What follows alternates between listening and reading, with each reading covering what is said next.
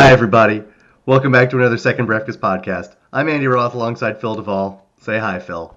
Hi, Phil. It's time for another five. It's time for another 5 minute Monday. We're on a schedule, Phil, and we are actually going to try and keep it to 5 minutes. It's not going to happen, but we're going to have fun trying. Today, we're answering a question that's been asked. People have been asking us this question quite a bit, and we love the question. So we're saying, you know what? We're going to talk about it for 5-ish minutes. And that question is, what is your best movie-going experience? And I love this question. I just love it. It's great. Do you want to go? You want me to go? Considering that this is a 5-minute Monday, I will try to keep my response brief. You are the worst person in the world. Let me set the stage for you, okay? I'm 14 years old. I am going to edit you out entirely. I'm real. editing you out in post. Okay, do you want to hear it or no? Of course I do. I'm 14 years old. I hate you. Oh no, I'm 15 because it came out in 94. I'm 15 years old. Oh my God, I'm living Phil. at home with my mom. My parents have split up. I hate high school. I hate most of everything that's going on in the world.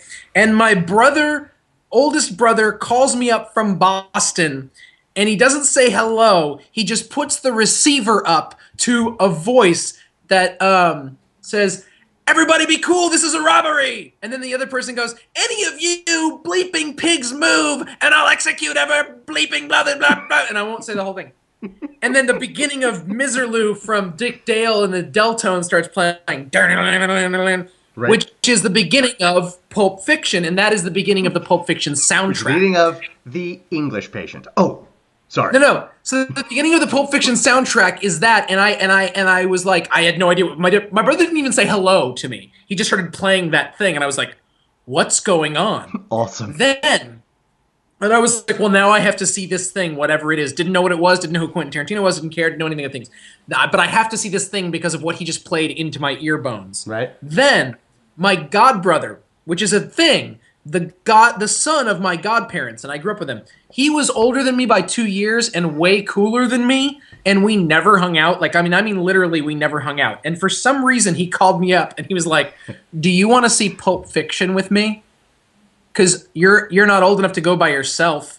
We had never hung out, Awesome. and he had already seen it, and he had already seen it. And he goes, "You should probably see this movie." And I was like, "Okay." So That is he a cool picked me up. godbrother.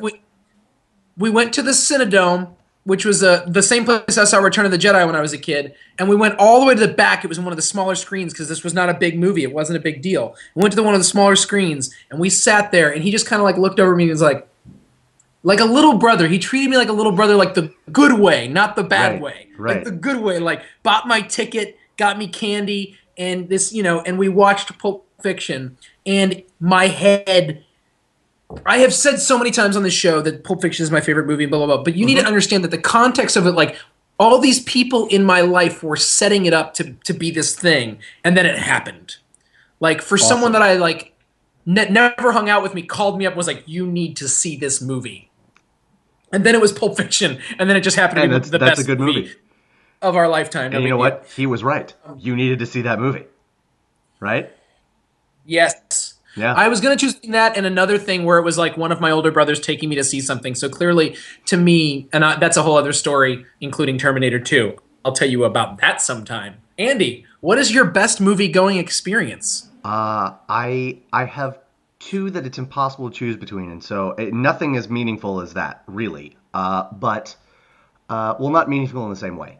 The first, and you know this is coming, the first Lord of the Rings. You and I saw it at the Lowe's Boston Common, right? Ugh. Yes. In, strangely enough, Boston. And shocking, unbelievable. They just moved it there from Fresno. And what did we do when we walked out of the theater? We walked out of the theater? I don't even know if we said anything, but we just walked out of the theater and right down the escalator and bought tickets for that evening. It was like, oh, well, clearly before we do anything else with our lives at all, we are purchasing tickets to see this movie again. at least 87 more times. But certainly for Yes. that first time, it was. I had to get on a 5 o'clock flight the next morning. I had to get on a flight 5 o'clock the next morning from Boston to LA. And I said, and we Yeah. bought tickets to the next show, which was we went to the 11 o'clock at night show that night. There's a website, a movie website called Ain't It Cool News, which you introduced me to, and there a gentleman whose handle on the site is Moriarty. He's no longer writing for the site. His real name is Drew McWeeny, and he's just great. He's just a smart film geek, but he loves movies, and it's Yeah. fantastic. He wrote a review of that basically called Hollywood out. That was like, this is how blockbusters should be done. You're on notice. We're not going Yeah. to put up I with remember crap that. anymore. And of Yeah. course, he was unfortunately wrong. We put up with crap all the time. But We will. It turns out we will take crappy things anytime people give them to us. indeed, that whole thing, it was like my movie bar mitzvah. It was like this thing Yes. that is mine. This is sort of like geeky genre stuff. This thing that is mine is now everyone's, and everyone loves it. And Yes. through, in some sense, through that, I have become like complete. And it was just a wonderful feeling. It was a wonderful feeling. And I knew it was going to be my favorite movie before I saw it. I was like, worried, I'm gonna go see but I what's shouldn't gonna have become my favorite movie. And on top of that, what was I gonna say about Lord of the Rings? Oh, I forgot. Oh God, I just had some. Yes, and then we should talk about the fact that we saw Return of the King together.